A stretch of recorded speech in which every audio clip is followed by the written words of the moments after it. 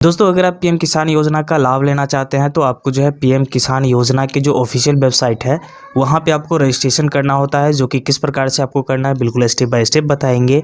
और सही दोस्तों, यहाँ पे आप लोगों को 2-3 समस्याएं जनरेट होती है, जो कि जैसे कि मान लीजिए अगर आपको यहाँ पे वैसे तो आपको मालूम होगा कि डिसमिल या फिर कट्ठा, लेकिन हेक्टेयर की अगर बात की जाए तो किस प्रकार से आपको जो है यहाँ पे हेक्टेयर में कन्वर्ट करना है, डेसिमल को या फिर कट्ठा को, ये सारी चीज़ें देखेंगे। क्योंकि यहाँ पे जो ज़मीन का रकबा मांगा जाता है वो हेक्टेयर के फॉर्मेट में मांगा जाता है।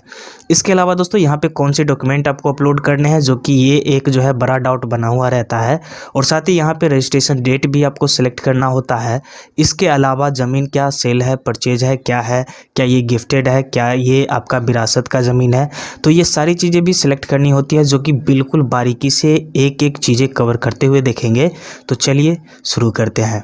तो सबसे पहले दोस्तों आपको इस वेबसाइट पे आना है pmkisan.gov.in, जिसका लिंक हमने वीडियो के डिस्क्रिप्शन में डाल दिया है। वहां से क्लिक करके आप डायरेक्ट इस वेबसाइट पे आ जाएंगे। और इस वेबसाइट पे आने के बाद दोस्तों यहाँ पे जो देख पा रहे हैं न्यू फार्मर रजिस्ट्रेशन, इस पे आपको क्लिक करा देना है नया रजिस्ट्रेशन करने के लिए, या फिर स्क्रॉल डाउन करते हुए यहाँ से भी आप न्यू फार्मर रजिस्ट्रेशन पे क्लिक कर सकते हैं।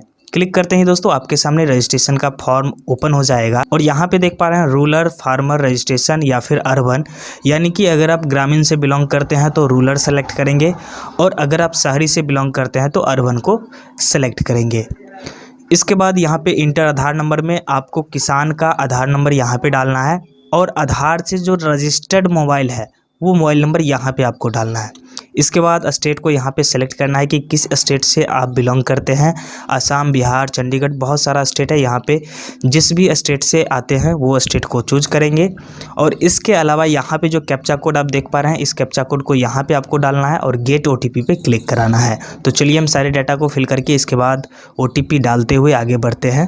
क्लिक करते ही कुछ इस प्रकार का डैशबोर्ड आपके सामने ओपन होगा। स्टेट ऑलरेडी सेलेक्ट रहेगा, जिला पे क्लिक करके यानी कि डिस्ट्रिक्ट पे, जो भी आपका जिला है वो जिला यहाँ से आपको चूज करना है। सब डिस्ट्रिक्ट पे क्लिक करके आप कौन से सब डिस्ट्रिक्ट के अंदर आते हैं वो सब डिस्ट्रिक्ट यहाँ पे आपको सेलेक्ट करना है। साथ ही आप अपना ब्लॉक यहाँ से सेलेक्ट करेंगे। आपका कौन सा गाँव है वो गाँव का यहाँ पे नाम दिखेगा, तो वो नाम आपको सेलेक्ट कर लेना है। यहाँ पे आधार के अनुसार एप्लीकेंट का नाम और साथ ही जेंडर ऑलरेडी दिखेगा। यहाँ पे कैटेगरी पे क्लिक करा करके क्या वो जनरल, ओबीसी, बीसी के अंदर आते हैं या फिर एससी एसटी के अंदर, तो वो चीज़ें यहाँ से आप सेलेक्ट करेंगे।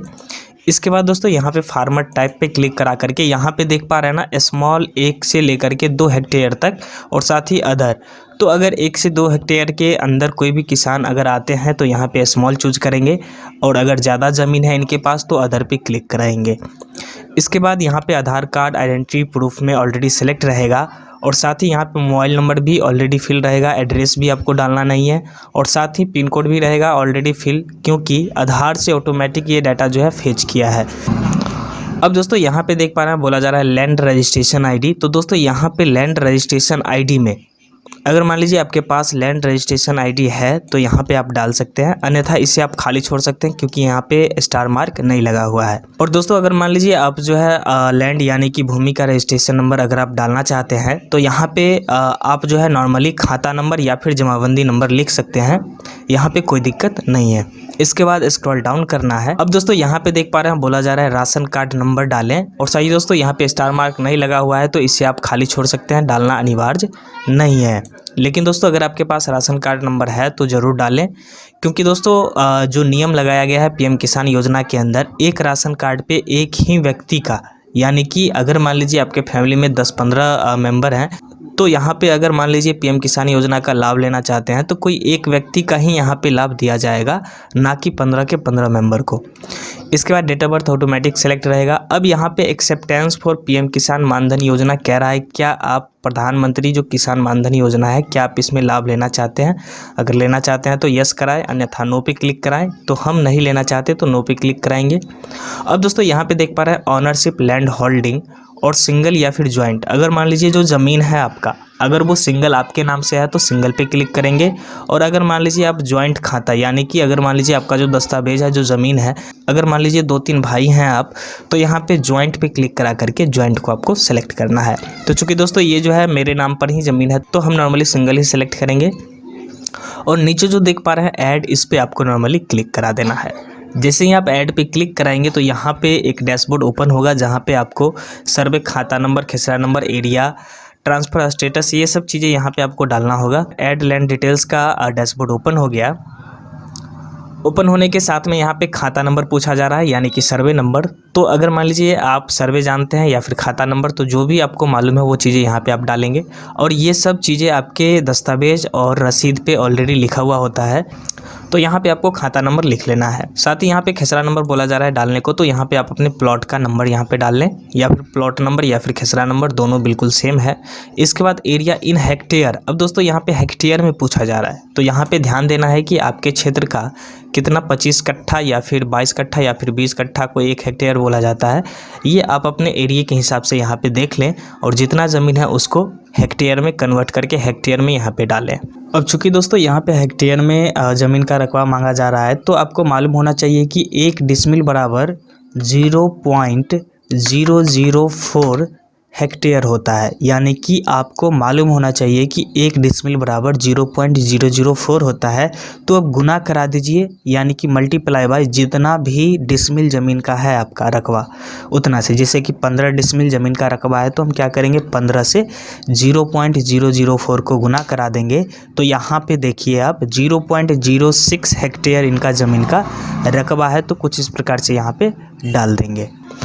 इसके बाद दोस्तों यहाँ पे बोला जा रहा है लैंड ट्रांसफ़र स्टेटस, यानी कि आपका जो ज़मीन है ये जो है कब आपके नाम पे आया है, वो चीज़ें यहाँ पे आपको सिलेक्ट करना है। अगर मान लीजिए आपने वो ज़मीन जो है 2019 से पहले अगर आपने लिखवाया है, यानी कि अपने नाम से करवाया है, तो यहाँ पे बिफोर करवाएंगे 2019। या फिर अगर मान लीजिए 2019 के बाद का, यानी कि करंट का आप जो है लिखवाए हैं ये ज़मीन, तो यहाँ पे जो है नॉर्मली आफ्टर 1/2/2019 इस प्रकार से जो है आप यहाँ पे सेलेक्ट कर सकते हैं।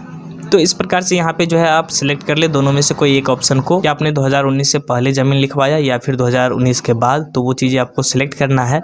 तो 2019 के बाद हमने ज़मीन को परचेज़ किया है, तो आफ्टर 2019 हम यहाँ पे सिलेक्ट करेंगे।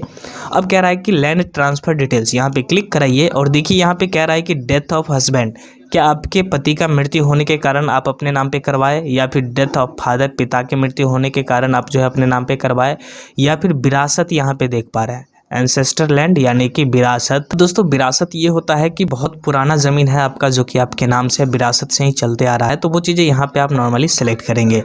इसके अलावा परचेज ऑफ लैंड, क्या आपने इस ज़मीन को खरीदा है या फिर गिफ्ट किया गया है, या फिर लैंड गारंट अलॉटमेंट हुआ है, तो यहाँ पे आप नॉर्मली अपने अकॉर्डिंग चूज कर ले। तो हम ऑलरेडी यहाँ पे ये जो ज़मीन है ये परचेज किए हैं, तो परचेज ऑफ लैंड पे क्लिक कराएंगे। प्रोसेस हो करके फिर से आपके सामने इस प्रकार का डैशबोर्ड ओपन होना है, और यहाँ पे देखिए अब कह रहा है कि लैंड का डेट वेस्टिंग, यानी कि जब आप ये ज़मीन लिखवाए हैं वो डेट यहाँ पे आपको सेलेक्ट करना है। तो जिस भी डेट में आपने इस ज़मीन को परचेज किया है वो डेट आपके रजिस्ट्री जो पेपर है, यानी कि जो दस्तावेज है उस पे जो है लिखा हुआ होता है कि कब आपने रजिस्ट्री करवाया है इस ज़मीन को, तो वो डेट यहाँ पे आपको लिखना है। इसके बाद दोस्तों यहाँ पे देख पा रहे हैं पट्टा नंबर या फिर RFA पूछा जा रहा है। तो यहाँ पे अगर आपके पास पट्टा नंबर है, आपको मालूम है किसको बोला जाता है, या फिर RFA, तो यहाँ पे यस करें, अन्यथा आप नो कर सकते हैं। यहाँ पे कोई दिक्कतें बिल्कुल नहीं आने वाली। इसके बाद दोस्तों यहाँ पे ऐड पे क्लिक करा देना है। जैसे ही आप ऐड पे क्लिक कराएंगे तो ये सारा डिटेल्स जो है इसके अकॉर्डिंग जो है नीचे आपको शो करेगा। और साथ ही दोस्तों स्क्रॉल डाउन करते हैं, यहाँ पे देख पा रहे हैं बोला जा रहा है अपलोड सपोर्टिंग डॉक्यूमेंट। तो दोस्तों यहाँ पे अब सबसे बड़ी डाउट है कि भाई यहाँ पे कौन सा डॉक्यूमेंट अपलोड करें। तो जैसा कि यहाँ पे देख लीजिए नीचे में लिखा हुआ है लैंड का जो नरेशन दिया गया है, प्लीज़ अपलोड PDF ओनली, सिर्फ और सिर्फ PDF फॉर्मेट में अपलोड करना है। और फाइल का मैक्सिमम साइज़ जो है 200 KB होना चाहिए, यानी कि 200 KB के अंदर का ही फाइल होना चाहिए। तो चूज फाइल के ऑप्शन पे क्लिक करा करके आपको PDF अपलोड करना है। अब यहाँ पे दोस्तों ध्यान रखना है कि आपको अपलोड क्या चीज़ें करनी है। तो यहाँ पे जो है जो दस्तावेज है आपका, वो दस्तावेज का जो है ना फ्रंट पेज और सेकंड पेज और साथ ही थर्ड पेज, यानी कि लेखाधारी लेखाकारी से लेकर के खाता खेसरा तक का, और साथ ही कितने में ज़मीन आप परचेज किए हैं, ये सब तीनों पेज में लिखा हुआ होता है। तो फर्स्ट, सेकंड और थर्ड पेज को जो है यहाँ पे स्कैन करिए, और लास्ट में जो है ना अगर आपके पास LPC है तो LPC स्कैन करिए, लेकिन सबसे ज़्यादा जो बेहतर होगा वो रसीद होगा। तो ज़मीन का जो करंट रसीद होगा वो रसीद को जो है स्कैन करके लास्ट में आप लगाएँ। तो कुल मिला करके 3 आपका दस्तावेज का हो गया, और साथ ही एक रसीद का, जो कि चारों पेज को स्कैन करके यहाँ पे एक PDF फाइल में करना है और चूज फाइल पे क्लिक करा करके अपलोड करना है। और सेव के ऑप्शन पे जैसे ही क्लिक कराएंगे तो आपका ये एप्लीकेशन फाइनल सबमिट हो जाएगा और आपको एक रिसिप्ट नंबर यानी कि रजिस्ट्रेशन नंबर प्राप्त हो जाएगा और उस रजिस्ट्रेशन नंबर से आप जो है अपना स्टेटस देख पाए।